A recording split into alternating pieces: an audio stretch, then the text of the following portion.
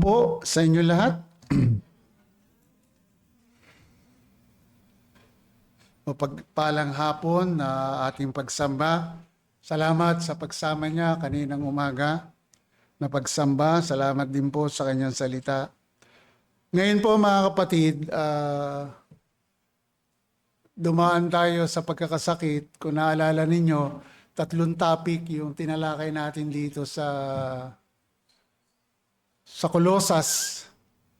Pero yung aking outline ay biglang nawala. May nagnakaw yata dito sa tablet.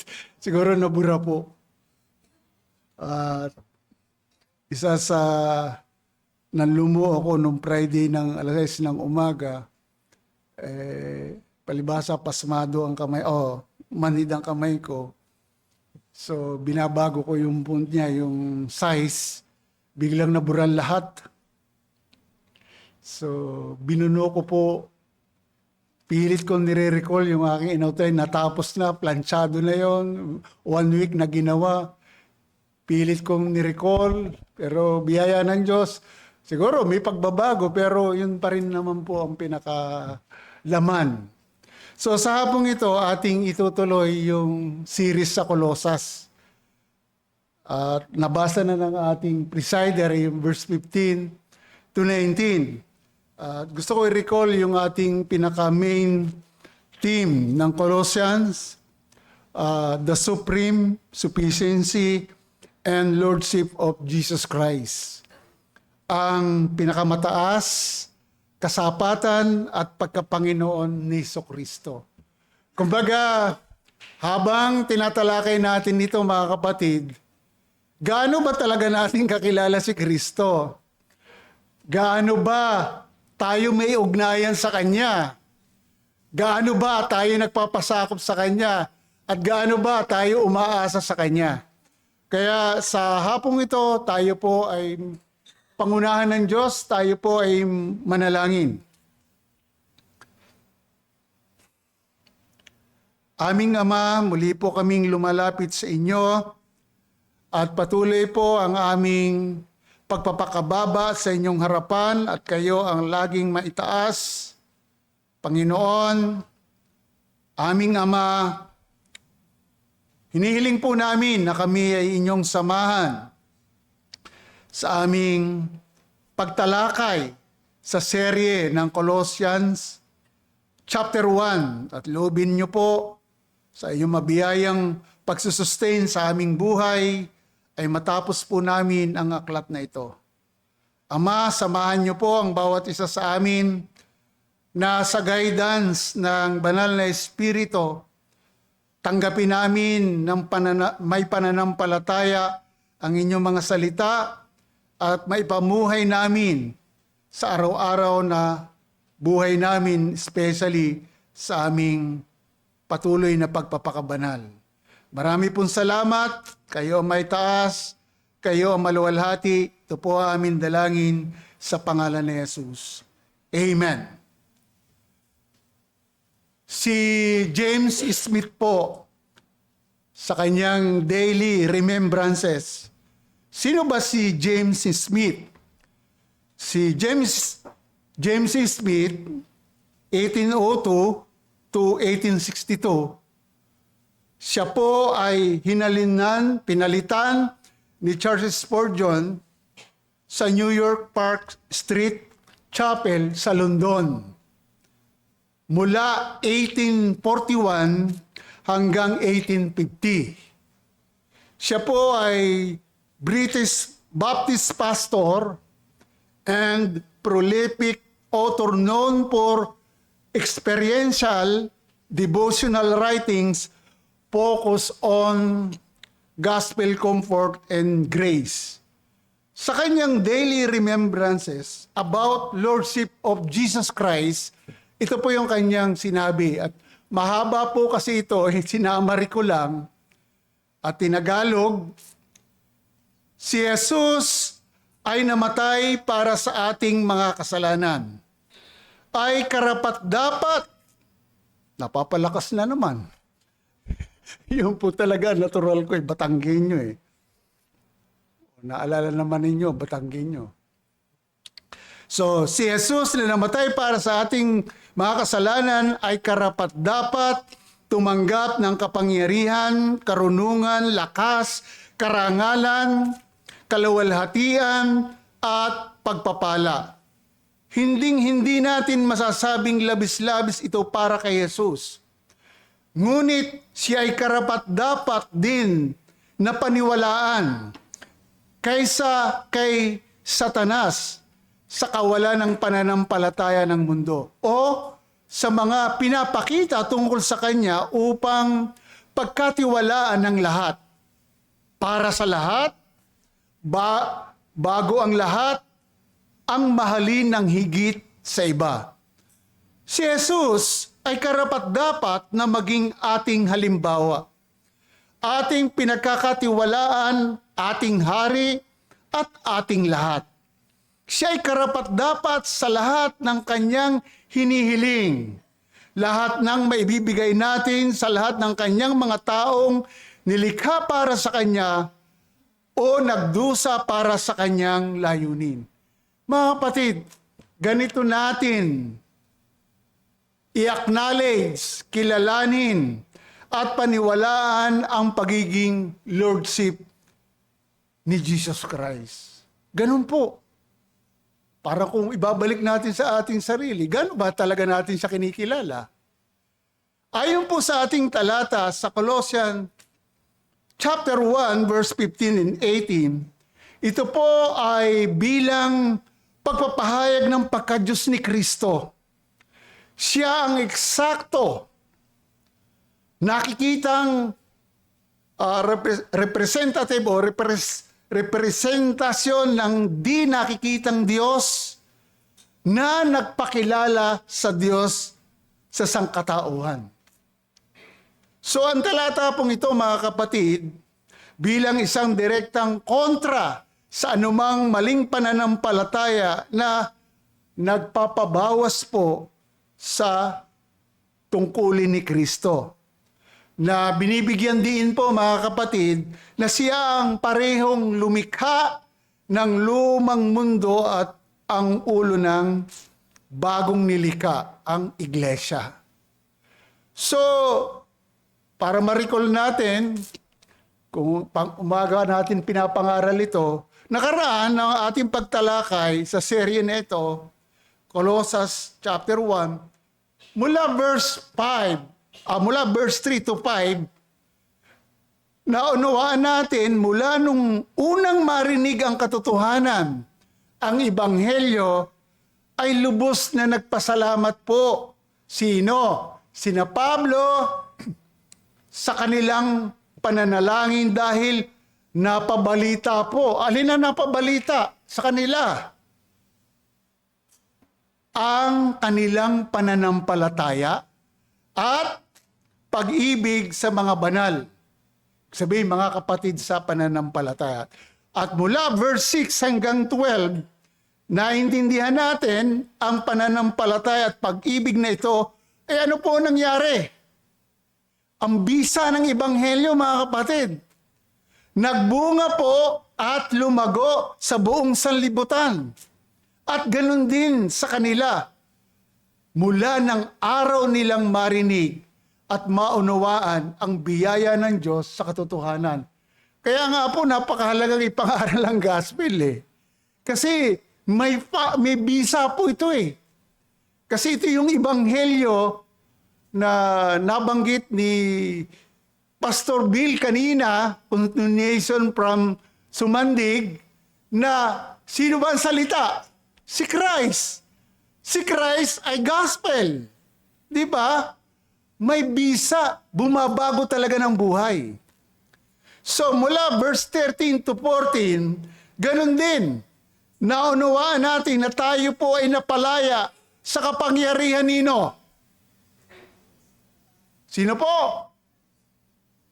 Ba, nakakalimutan na yata ninyo ah. Napalaya kay, mula sa kapangyarihan ni? O nasa verse 13 yun, di ba? Ng Colossus. At inilipat sa kaharian ni Kristo. Grabe po, ano? Yun ang effect ng gospel.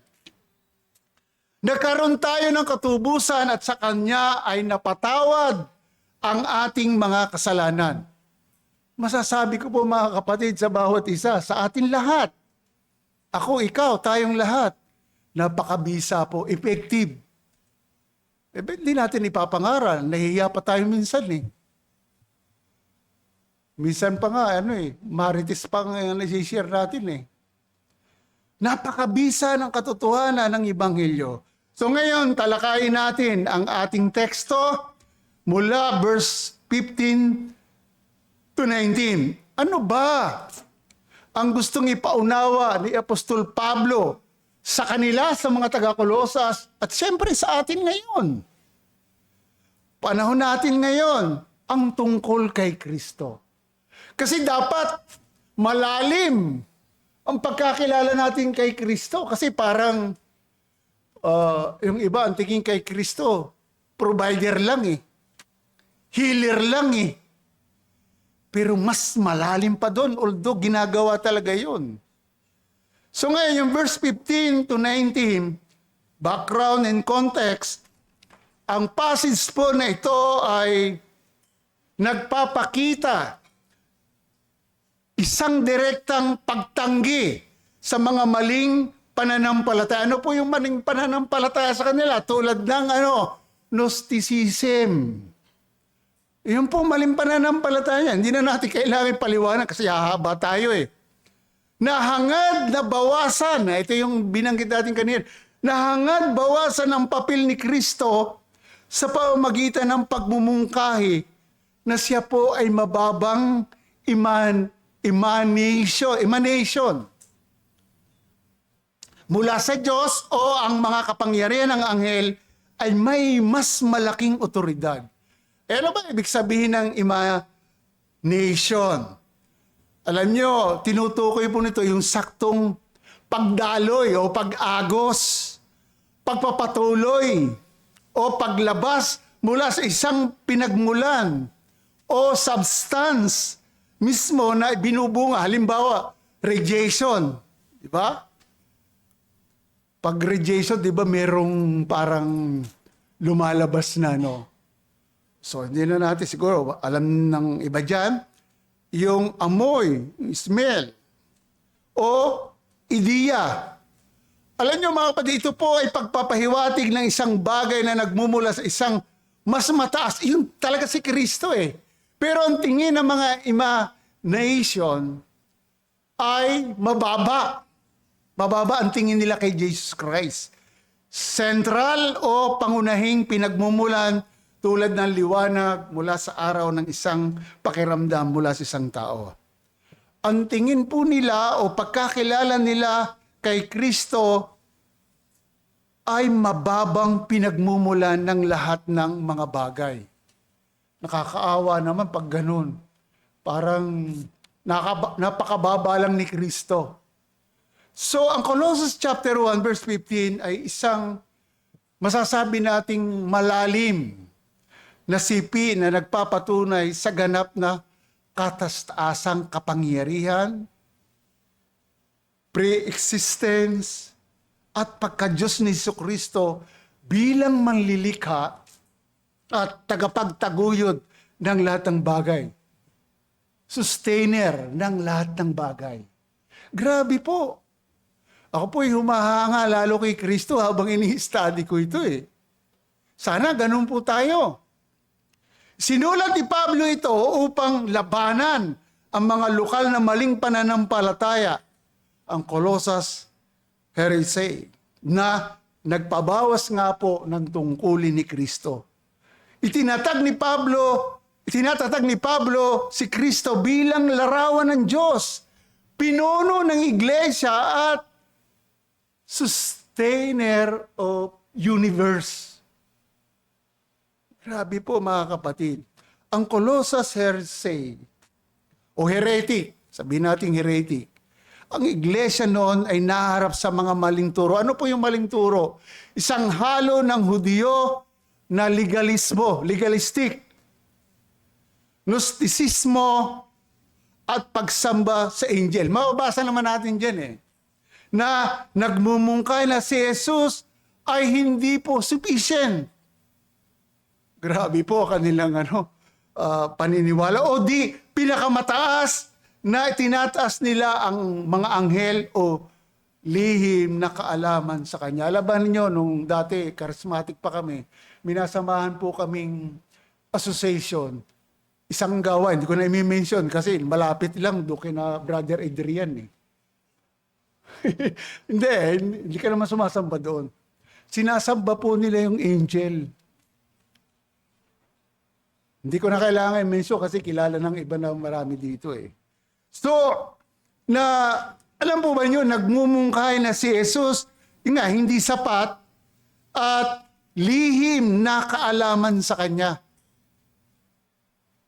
So, pinaninindigan ng tradisyon ng Reform na dahil si Kristo ay ganap na Diyos, hindi siya nangangailangan ng suplemento ng mga gawa ng tao o mga intermediate na spiritual na nilalang. So ito pong passage na ito, mga kapatid, ay naghahayag, uulitin ko, ng ganap na kadakilaan, pagka-Diyos at pagkasuberanya ni Jesucristo, na ito po ay nagpapatunay na siya ay creator din. Tagapagtaguyod at tagapagkasundo ng lahat ng bagay. So ang talatang ito, mga kapatid, itinuturing din na isang mahalagang pilar o haligi ng teolohiya ng Trinitarian. Na nagpapakita na si Jesus ay hindi isang nilikhang nilalang, kundi ang banal na anak na may hawak ng otoridad sa parehong original na nilikha at sa bagong nilikha, which is yun ng church. So ang layunin ng passage na ito, ayon kay Pablo, upang ipahayag nga po na si Jesus ang pinakamataas sa lahat ng nilikha. Kabilang ang mga espiritual na kapangyarihan at siya ay hindi lamang bahagi ng paglikha, kundi ang lumikha nito. Mamaya titingnan natin sa Scripture.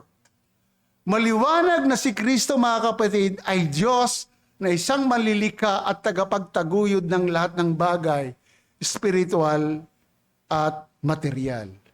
So ngayon, magandang pag-usapan natin ito. Ang kasapatan ni Jesucristo. The sufficiency of Jesus Christ. So, ang summary ng ating mensahe, mga kapatid, para yung giya ng ating isipan, ay naka-inline dito, ang kasapatan ni Kristo ay dapat nating maunawaan at paniwalaan na siya ang kasapatan sa lahat ng aspeto ng ating buhay at sa buhay iglesia bilang Pangulo. So tama yung pinaka-main theme. Meron po tayong 10 points, dalawa lang po. Kasi itong hapon ay critical ngumiti naman kayo para kasi critical itong hapon. Ako gusto ko magpahinga kanina, kaya siyempre may mga obligasyon tayo. So una po, the sufficiency of our Lord for everything. Ang kasapatan ng ating Panginoon para sa lahat ng bagay. Second, the sufficiency of our Lord as head of the body of Christ. Ang kasapatan ng ating Panginoon bilang ulo ng katawan ng Panginoon. So, unahin natin yung kasapatan ng ating Panginoon para sa lahat ng bagay. Alam niyo, pag sinabing sufficient ng ating Panginoon o sufficiency ng ating Panginoon para sa lahat ng bagay sa ating pangailangan. Alam niyo, sa usapin ng spiritual, sapat po siya. Especially sa ating salvation. Walang ibang tagapagligtas maliban kanino? Christ. Sa usapin ng patuloy na pagpapakabanal, si Kristo pa rin. Siya po yung tagapagtaguyod dito kasama ng ating, huwag nating ihiwalay yung ating responsibilidad. Kasi na-justify tayo by faith, but inilagay tayo sa pagsasanctified o sa pagpapabanal, sanctification, with our responsibility. So, Bilang lordship, siya yung pangulo ng iglesia. Sustainer ng buhay nito. Bakit nananatili ang church? Because of Christ. Sustainer siya, tagapagtaguyod eh. Kaya nga, anong sabi? Ang church ay templo ng ano? Banal na Espiritu. 1 Corinthians 3:16. But, verse 17, anong sabi? Ang sino magwasak dito ay wawasakin din ng Diyos. Imagine, wawasakin mo, ang sustainer niya si Christ. Siya yung nagtatag nito. Kaya kawawa, lumalaban sa church. So mga kapatid, aside doon, may otoridad at namamahala. Si Kristo nga ang tagapagtaguyod ng lahat ng ating pangailangan, spiritual man o material. So, unang-unang makikita natin sa verse 15 ay ano? Verse 15a, anong sabi? Siya ang larawan ng Diyos na hindi nakikita. Sino nakakita sa Diyos? Spirit siya eh. The image of the invisible God, I see Christ. Ito po ay bilang pagpapahayag ng pagka-Diyos ni Kristo, Diyos si Kristo na nagkatawang tao upang tayo ay abutin. Kaya sapat siya sa lahat ng bagay, especially nga yung ating salvation. Bakit po? Siya ang eksaktong nakikitang kinatawan ng di nakikitang Diyos na nagpakilala sa Diyos sa sangkatauhan. Alam nyo, kung alam ninyo, nire-recall natin. Si John din po naglinaw nito. Saan yun? John chapter 1 verse 18. Ano sabi doon? Walang sino mang nakakita kailanman sa Diyos. Ang Diyos na tanging anak, o maliwanag. Diyos ba si Kristo? Ay nilinaw ni John eh. Ang Diyos na tanging anak na nasa kandungan ng Ama ang nagpakilala sa Kanya. Wow! Kaya napakabalad natin, nakilala natin siya. Kaya napakabuti ng Diyos, nakilala natin siya na hindi natin nakikita sa pamamagitan ni Kristo na nagpakilala sa Kanya. Grabe po! Tayo, gano'n natin talaga kakilala si Kristo? Alam nyo, napakabuti talaga ng Diyos. Diyos na nagkatawang tao, pumunta dito para ano? Makipagchismisan sa atin? Hindi. Ang isyo, yung kalagayan natin bilang makasalanan. Huwag ninyong kakalimutan yon. Kaya nga, habang pinapangaral ko yung Nehemiah, chapter 8, verse 5 to 6, continuation ni Pastor Bill Carina. Kaya napakahalaga, sabi ko nga doon sa taga-Sumandi, kapag nagbabasa ng scripture at sinasalita ng isang tagapangaral, nagsasalita sa atin ng Diyos. Nilinaw din yun ni Pastor Ruel sa kanyang pagtuturo. Kapag tumayo ka sa pulpito, tagapagsalita ka ni Kristo. Bakit? Ipapakilala niya yung Diyos na hindi nakikita. Si Kristo nga ang eksakto, perpekto, representasyon ng kalikasan ng Diyos, hindi isang refleksyon lamang. Gaya na nabanggit ni John Calvin, ikot natin. Kay Kristo, inihahayag ng Diyos ang kanyang buong sarili. Ginagawang mapanganib na hanapin ng Diyos sa ibang lugar. Ano nangyayari sa mga tao? Pumunta kayo sa iba't ibang lugar. Abay, iba-iba ang Diyos. Santo Niño, San Pedro. Sa amin, Santo Niño, kasi kinakarga namin sa karo yun. Nung kami, pag may piyesta, kami ang nagdadamit doon. Kami nagkakarga sa karo. Porsisyon. Eh sa inyo, sa Novaliches, ano? Pag malaki naman nyo, kahit paano. Iba-iba, di po ba? Kasi naghahanap sila eh. Kaya sabi ni John Calvin, mapanganib. na hinahanap ay ang totoong Diyos ay si Kristo sa Diyos na hindi nakikita. Siya yung image. Ang punto natin,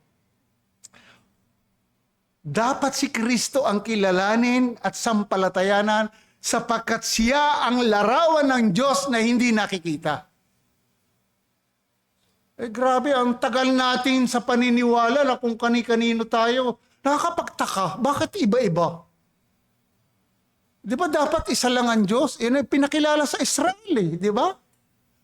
Sa bayan ng Diyos Para maging malinaw po, kinote ko po yung sinabi ni R.C. Sproul about the image of invisible God. Si Jesus, ang larawan ng di nakikitang Diyos. Ano ang ibig sabihin nito? Na kung gusto mong makita ang invisible na Diyos, kung gusto mong magkaroon ng empirical experience kung sino ang Diyos, saan ka pupunta? Kay Jesus.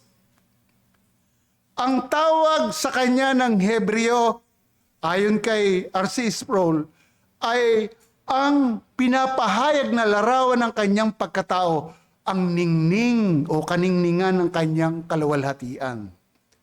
Ito po ay isang pagpapahayag ng Diyos.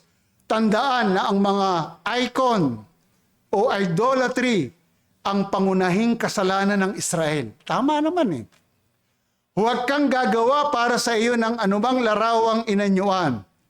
Ang tumingin sa isang imahe o sa sumamba sa isang imahe ng Diyos ay ang pangunahing kasamaan ng Israel. Bilang na rin natin tayong dating mga Katoliko. Papayag ba kayo? Bilang na natin. Isa sa pangunahing kasamaan po. Baka may sumasamba pa dito sa mga images.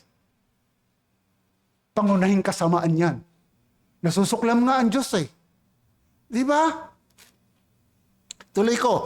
Gayunpaman, ang mensahe ng bagong tipan ay si Jesus ay isang icon. Siya ang larawan ng Diyos, yun ang dahilan kung bakit pinagbabawal ang lahat ng iba pang larawan. Dahil kung gusto mong makita ang Diyos, tingnan mo sino? Si Christ. Implikasyon nito sa atin. Paano? Mga kapatid, pinapakita ngayon sa atin, tinitingnan natin si Kristo sa pamamagitan ng pananampalataya. Na ito ay nagiging malinaw sa ating pag-iisip at puso sa pamamagitan ng pangaral lang kanina ni Pastor Bila. Scripture. Di ba habang binigyan tayo ng pananampalatayang katulad ng mga apostol, habang binabasa natin ng Scripture na sinasabi ko lagi, hindi na tayo dapat kumbinsihin. Persuaded na tayo, maliwanag na si Christ ang Word na kapag binabasa natin, tumitingin tayo kay Kristo by faith. Sa panahon natin, wala na si Kristo Siguro, nung panahon ng siya na dito sa lupa, yung mga naniniwala kay Kristo, literal nilang nakikita si Jesus. Pero tayo, wala na. Saan natin titingnan? Scripture. Sa paanong paraan? By faith. Grabe po. Gaano mo kakilala si Kristo? Pangalawa, aside the image of invisible God. Verse 15b, anong sabi? Sabi, siya ang larawan ng Diyos na hindi nakikita, ang panganay sa lahat ng mga nilalang. Nung araw, tingin ko, parang lumalabas na created being si Christ. Hindi po. Tignan natin. Sa kontekstong ito, ang panganay sa Griego po ay tinatawag na prototokos. Pag sinabing prototokos, nagsasaad po ito ng ranggo, prioridad at kataas-asang kapangyarihan sa halip na chronological na paglikha. Hindi po ganon. Hindi ibig sabihin ng panganay sa mga nilalang na siya ay nilikha. Hindi po. Saan ba siya? From eternity, nandun na siya, di ba? Sa halip, ito po ay pinagtitibay ang kanyang posisyon ng supremacy, mana at may otoridad sa lahat. Hindi po siya created being. Sa halip, pinapahiwatig na si Jesus ay isang nilikhang nilalang, sa halip na ipahiwatig na si Kristo ay isang nilalang, binibigyang kahulugan ng mga Puritano. Puritan na tayo. Kasi maganda rin ikot natin yung mga Puritanong paniniwala. Sa Greek nga po, isa rin ang ginamit, prototokos, sa mga tuntunin ng ranggo, soberanya at pagiging preeminente sa lahat ng nilikhang bagay.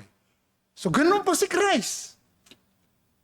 Napakapalad ko, ikaw, tayong lahat, na biyayaan ng pagkakilala sa Diyos na di nakikita, the image of invisible God through Jesus Christ. Aba, maalagwan na naman. Mga kapatid, ito po ay nagsasaad ng katas-taasang ranggo nga po, pre-existence kaysa pagiging unang nilikha. Yun po itanim natin sa isip. Hindi po siya nilikha.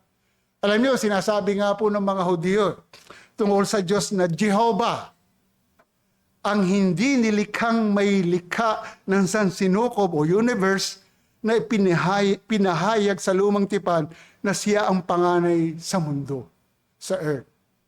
Sa makikita yon, Psalms 89:27. Old Testament na yan. Dito, sinasabi ni Pablo, si Kristo ang Panginoon sa lahat ng nilikha. Na ito ang kanyang kahulugan ay malinaw sa susunod na talata. Mas magiging malinaw po, verse 16 to 17. Titingnan natin yan mamaya. At tingnan din po natin sa talatang Luke chapter 2, verse 11, at saka Philippians 2:6. Alam natin Philippians 2:6. Ano yon? Bagamat siya Diyos, hindi niya pinagpilitan ang kapantay ng pagiging Diyos, kundi siya, hinubad niya. Hindi naman ibig sabihin nahuhubad yung pagka-Diyos. Hindi niya itinuring na talagang siya ay Diyos. Grabe po mga kapatid.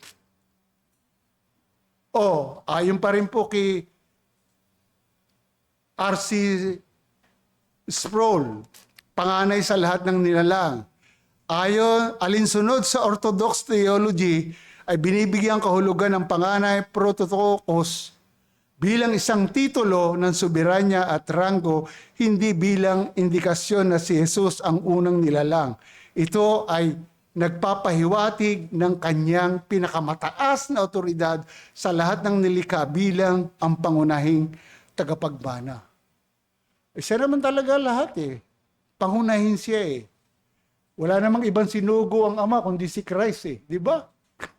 Ang punto, pinagtitibay nito si Kristo bilang tagapagmana at soberano sa lahat ng ginawa. Pangatlo, ay 10 po ito. Nakakatatlo pa lang tayo. Creator and sustainer. Manlilikha and tagapagtaguyod. Anong sabi sa verse 16 to 17? Sapagkat sa pamamagitan niya, nilalang ang lahat ng mga bagay sa langit at sa lupa. Ang mga bagay na nakikita at ang mga bagay na hindi nakikita, maging ang trono, mga pagka-Panginoon, maging ang mga pinuno o mga kapangyarihan, lahat ng mga bagay ay nilalang sa pamamagitan niya at para sa Kanya. Siya mismo ay una sa lahat ng mga bagay at ang lahat ng mga bagay ay nahahawakang sama-sama sa Kanya. Grabe po.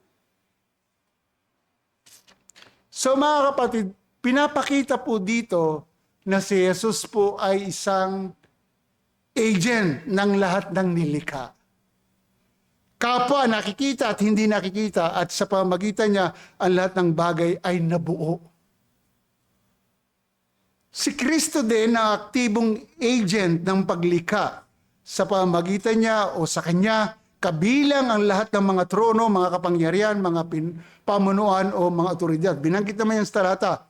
Higit pa rito mga kapatid, aktibong pinagsama-sama niya ang lahat ng bagay na kumikilos bilang pare-parehong tagapagtaguyod ng universe. Eh, lagi kong uulitin, napakapalad natin, nakilala natin. Biro mo, tinataguyod niya ang buong universe. Kaya nag-i-exist eh. Nagpapatuloy. How much more? Tayong kanyang mga anak. Hindi ako nakagalit ha.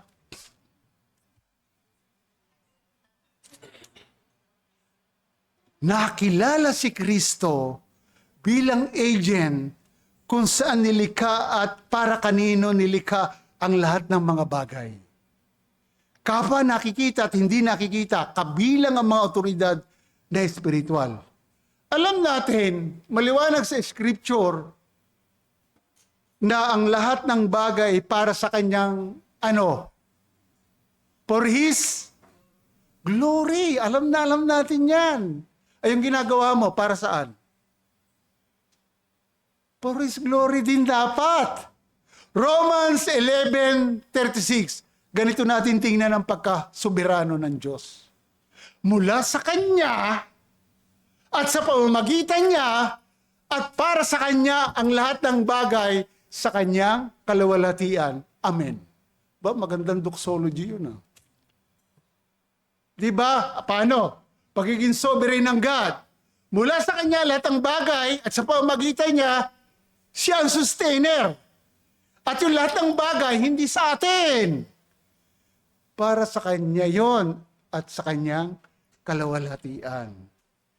So, kukot na naman tayo ng isang Jonathan Edwards. Jonathan Edwards. Sino nakakilala kay Jonathan Edwards? O, alam natin yan. Naniniwala si Jonathan Edwards na si Kristo ang siyang pinagsama-sama ang lahat ng bagay sa Kanya. Verse 17. Nakita niya ito bilang isang patuloy na pagkilos ng kapangyarihan kung saan pinananatili ni Kristo ang sansinukob o universe sa bawat sandali. Ay kahit pa bumbahin ng Iraq o ng US, ang buong universe hindi kakayanin mawasak lahat. Di ba? Partikular lang sa ibang lugar. Eh paano kung si Christ na ang magwasak niya? Siya nagtatagoy. Paano kung tapusin niya talaga? Kaya. Tama? Bakit? Diyos eh. Ang punto, kay Kristo, ibinigay ng Ama ang lahat ng otoridad, pamamahala at tagapagtaguyod ng lahat ng bagay. Eh, naalala nyo nung siya aakyat na, sinabi sa kanyang mga alagad, ang concern niya yung gospel. Di ba? Lahat ng authority sa langit at sa lupa ay binigay na sa akin. Ano mga kasunod talata? Kaya humayo kayo. Gawin niyong alagad ko lahat ng bansa sa pangalan ng Ama, ng Anak at Diyos Espiritu Santo. So, ang challenge natin, malapit na tayo sa 2 puntos. May oras pa naman eh. Mga kapatid, katibayan na si Kristo ay kasapatan para sa lahat dahil siya ay Diyos at larawan ng tunay na Diyos na di nakikita, panganay sa lahat ng nilalang, manlilika at tagapagtaguyod ng lahat ng bagay. Ito ang challenge. Kaya lubos tayong tumingin at paniwalaan si Kristo. Pangalawa, pwede po ba o ikakat na natin? Tuloy po. Si Brother Mark ang nagsabi, tuloy eh. Sige. The sufficiency of our Lord as a head of the body of Christ. Ang kasapatan ng ating Panginoon bilang ulo ng katawan ni Kristo. ang iglesia. Ang sabi ng verse 18, pansinin nyo sabi sa verse 18. Siya ang ulo ng katawan, ang iglesia. Doon muna tayo. Verse 18a. Ang talata pong ito, bilang pagtatatag kay Kristo, is eksklusibong tagapamahala at ulo ng katawan, ang iglesia. Di ba, bakit, natanong ko kanina, bakit nag-i-exist ang church, ang iglesia? Because of Christ. Hindi, because of pastor. Because sister and brother. Hindi. Because of Christ. Because Christ is God. Si Kristo ang pinagmulan, pinuno, at tagapagtaguyod ng iglesia na siyang kanyang katawan. Si Kristo ang pinuno ng iglesia dahil siya ang pinagmumula ng buhay nito. So sinasabi ko na may hawak na pinakamataas na otoridad at dignidad sa komunidad ng mga mananampalataya. Grabe, dignidad ng mga mananampalataya. Di ba dapat tayo magpasalamat? May authority siya. Tagapagtaguyod, pinagmumula ng buhay ng iglesia. Na si Kristo ang pinuno ng iglesia at dapat siya ay nangunguna sa lahat. Both in the universe and in the heart of the believers. Huwag kang magmamalaki kung bakit ka nakakapagpatuloy, nadadapa ka, nangihina ka. Pero kaya ka nakakatayo because of Christ, the gospel. Siya yung grace sa atin. Ang ulo ng katawan sa verse 18a, ayon kay John Bunyan, John Bunyan naman. Anong sabi niya? Naunawaan niya si Kristo bilang pinakamataas na ulo at pinakamataas na may otoridad sa iglesia, ang pinagmumula ng buhay para sa katawan.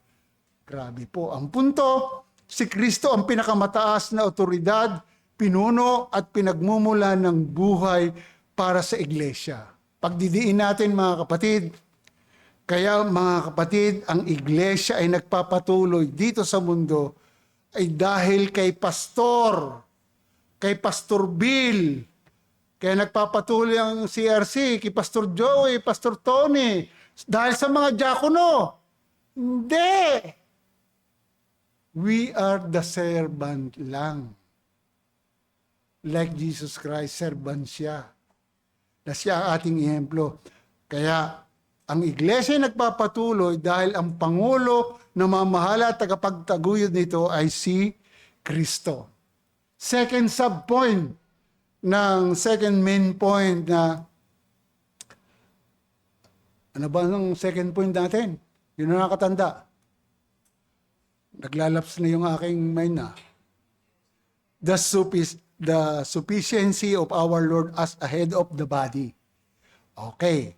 Ang una nating subpoint, head of the body sa church ay si Christ. So pangalawa, firstborn from the dead. O ano ibig sabihin nito? Sabi po sa 18b, siya ang ulo ng katawan, ang iglesia, siya ang pasimula, ang panganay mula sa mga patay, upang siya ang maging pangunahin sa lahat ng mga bagay. Grabe po mga kapatid. Pinapaunawa po sa atin ni Pablo sa mga taga-Colossians na, o si Pablo at sa atin, sa kanila, ang muling pagkabuhay ni Kristo ay bilang tinatawag na inauguration. Pagpapasinaya sa Tagalog.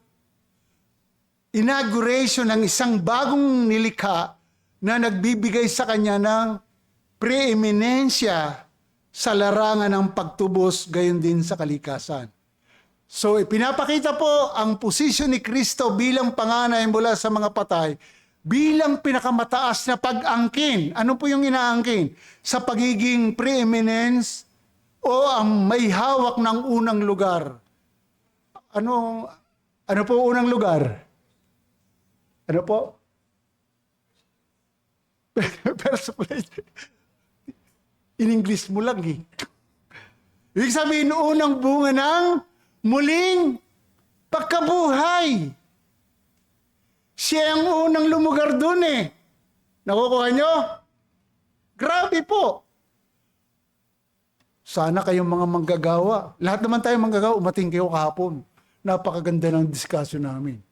Sabi ko nga sa mga kapatid, huwag natin silang iinggitin kasi kasalanan yun eh. Pero ang ganda ng sharing namin kahapon kasi kaya tayo nagiging masipag sa gawain, dapat i-dedicate o talaga natin ating buhay. Because doon sa sure hope, yung pag-asa natin, saan? Sa muling pagkabuhay. Ano ba mangyayari sa muling pagkabuhay? Kung bumalik si Christ, uunahin mo ng buhayin yung mga namatay na nananalig kay Kristo. Saka pa, sa isang kisap mata, yung datatngan ako, sa isang kisap mata, mababago yung aking katawan. Okay na uli yung aking bituka. Glorified intestine.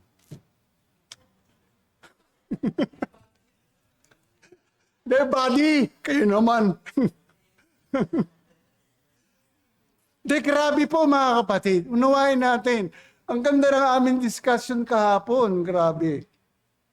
Bilang unang bumangon na may immortal na buhay na maguli na katawan, si Kristo ang prototype at garantisadong simula ng bagong nilikha. Ano ba ang kahulugan ng prototype? Tinignan ko po ang kahulugan nito eh. Kasi para may paliwanag natin. A prototype is an early preliminary version.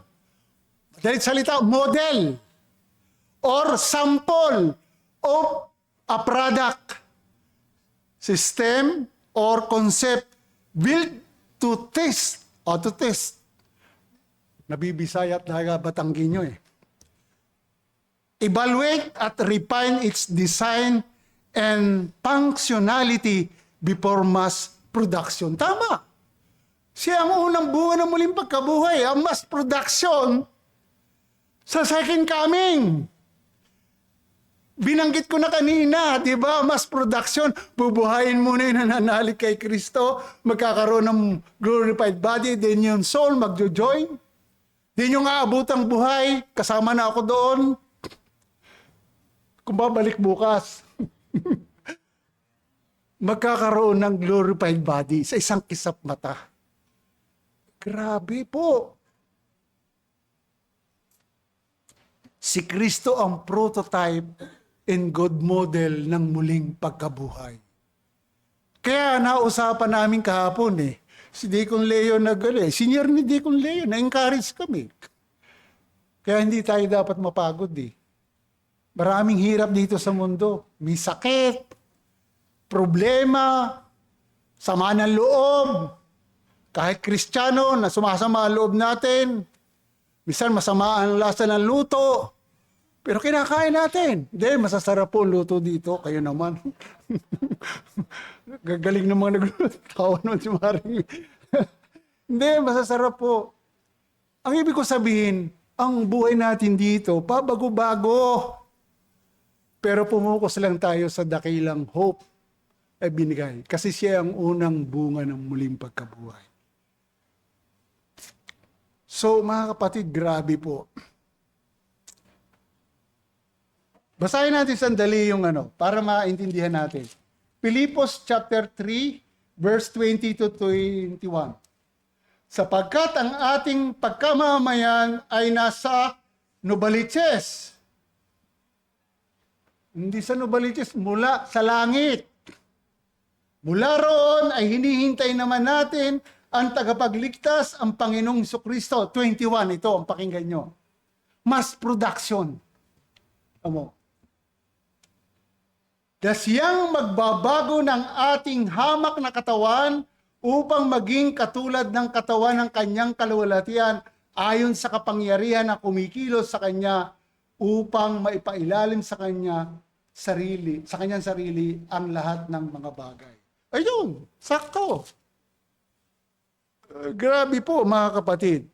Ang punto, tiyak ito dahil ang unang bunga ng muling pagkabuhay mula sa mga patay ay si Kristo. Anong sabi ni Pablo sa taga-Korinto? Verse 19, chapter 15. Kung ang pag-asa mo kay Kristo sa buhay na ito, ano daw tayo? Ano ka? Ano ako? Tayo lahat. Tayo na ang pinaka-kawawa sa balat ng lupa. Ang sabi ng iba, ang kawawa, yung mga taong grasa. Hindi. Ang pinaka-kawawa, yung umaasa ka lang kay Kristo dito sa lupa. But verse 20, anong sabi? Anong sabi doon? Siya ang unang muling pagkabuhay. Siya'y nabuhay na maguli. So, ang kanyang muling pagkabuhay ay nagpapatunay ng kanyang tagumpay laban sa kamatayan na ginagawa siyang pinakamataas na bagong likha. Panghuli po, malapit na. All fullness dwells in Him. Lahat ng kapuspusan, kanino nananahan? Kay Christ. Ano sabi sa 19? Last verse. Sapagkat minagaling na ang buong kapuspusan ay manirahan sa Kanya. Grabe po. Ang tutok po ng verse 19, alam nyo, kinalugdan ng Ama. Take note, kinalugdan ng Ama na sa Kanya'y manahan ang buong kapuspusan. Ulitin ko, napakapalad natin na kilala natin si Kristo. Upang mga tuwiran na ang mga mananampalataya ay walang kailangan sa labas ni Kristo, without Christ, para sa kaligtasan at pagpapakabanal. Diba? Pinapakita dito na ang buong banal na kalikasan, kasama ang lahat ng mga katangian nito, ay nananahan kay Kristo sa katawan. Tinukoy po yan ng chapter 2. Madadaanan din naman natin yan eh. Anong verse? 9. Tingnan natin, silipin nga natin sandali. Chapter 2, verse 9. Sapagkat sa Kanya'y naninirahan ang buong kapuspusan ng pagka-Diyos sa katawan. Grabe, Ginawa nitong sapat siya para sa kaligtasan na hindi po tayo nangangailangan ng mga karagdagan. Yung additional ba, para makumpleto yung salvation. Tulad ng pagsamba sa angel. Ayun, nabanggit ko. Malapit sa inyo yung brother din, nag-i-exist pa rin ang church na yun. Kilala ko yung pastor na yun. Wag na, baka kayo umatim pa dun eh. O sa kanilang konteksto, mga legalistic, ritual legalistic, yung legalistikong ritual. Lahat ng kapuspusan tungkol dito ay nananahan kay Kristo. Ang punto, ang kapuspusan ng Diyos at ang lahat ng banal na kalikasan ng Diyos ay nananahan kay Jesus. Ulitin ko, walang ibang pinadala ang Ama kundi si Christ lang. Siya yung salita, kasama ng Diyos ang salita at ang salita ay, anong nangyari sa salita? Nagkatawang tao.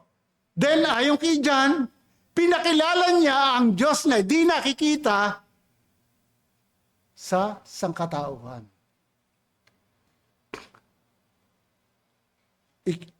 Sa ating pagtatapos, challenge and conclusion. Challenge, conclusion and challenge. Kukot ko muna po yung, kasi ang ganda yung, nabasa ko po yung practical application ni J.C. Riles. Ganito po ang sabi. Ito ay, habang binabasa ko ito, iakma nating i-apply sa buhay natin. Kasi maganda po eh. Ito ay personal na pagpapalagayang kalooban. Sabi po ni J.C. Riles, naniniwala siya na dahil sa kung sino si Kristo, Diyos sa lahat, ang mga mananampalataya, tayo, ako, ikaw, tayong lahat, ay dapat magkaroon ng personal. Kailan? araw-araw nakaugnayan sa Kanya. Kilalang kilala niyang sinabi na ang isang Kristiyano ay dapat makitungo sa Kanya gaya ng inyong matalik na kaibigan. Ganun ba tayo kay Christ?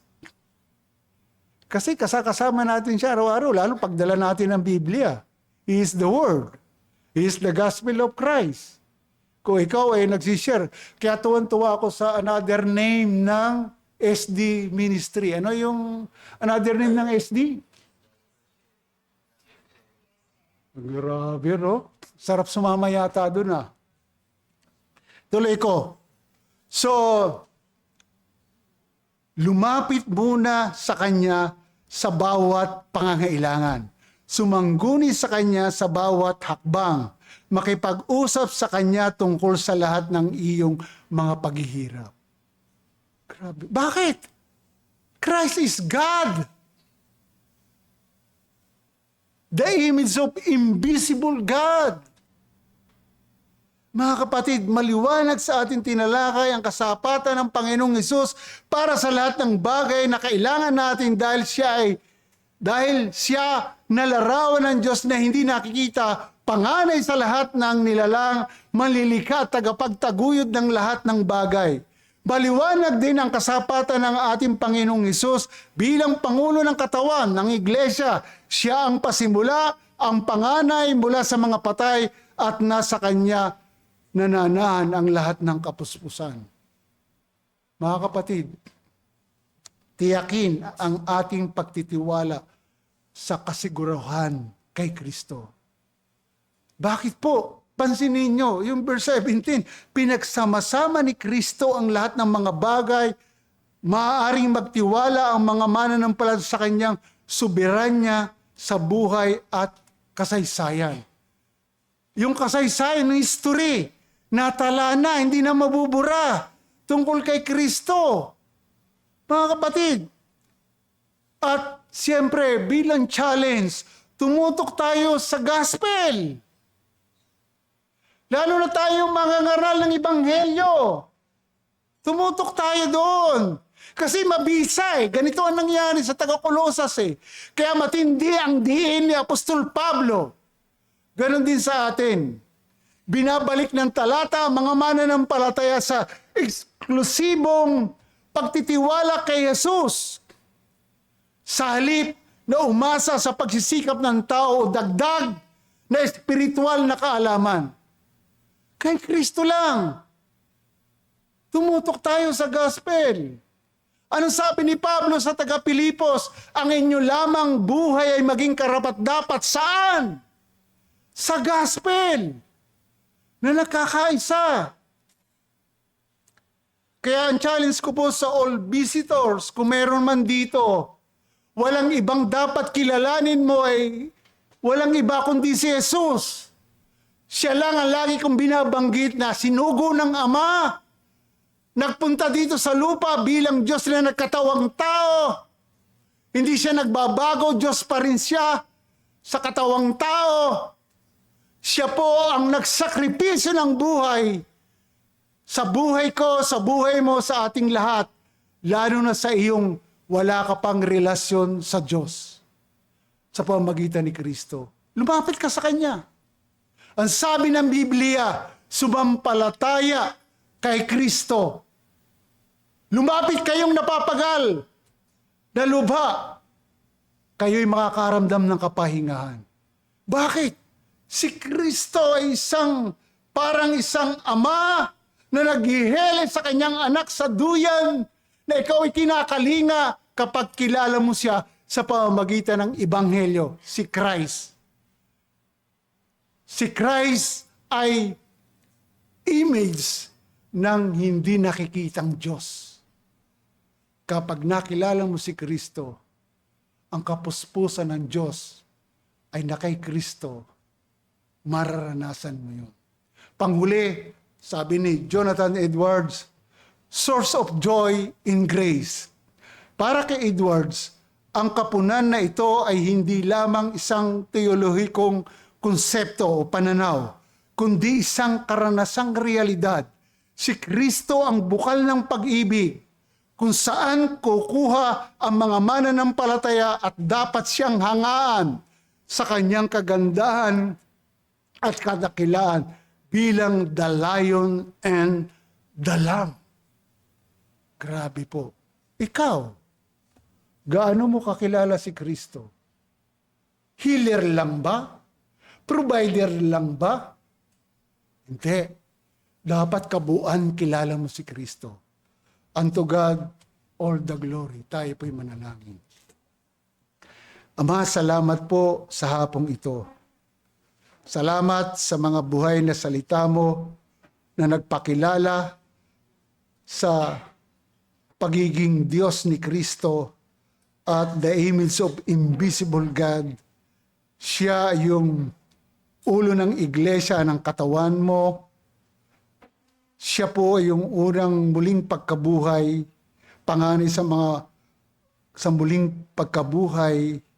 Siya po ang kapuspusan ninyo na aming nakilala bilang tagapagligtas. Tulungan niyo po kami na mas lalong pagyamanin namin ang ugnayan namin sa Kanya sa pamamagitan ng inyong salita upang sa ganon bilang aming Ama, mas lalo ka naming makilala ng lubusan sa pamamagitan ni Kristo at sa pagpapaunawa ng banal na Espiritu. Ito po ang aming dalangin sa pangalan ni Jesus. Amen.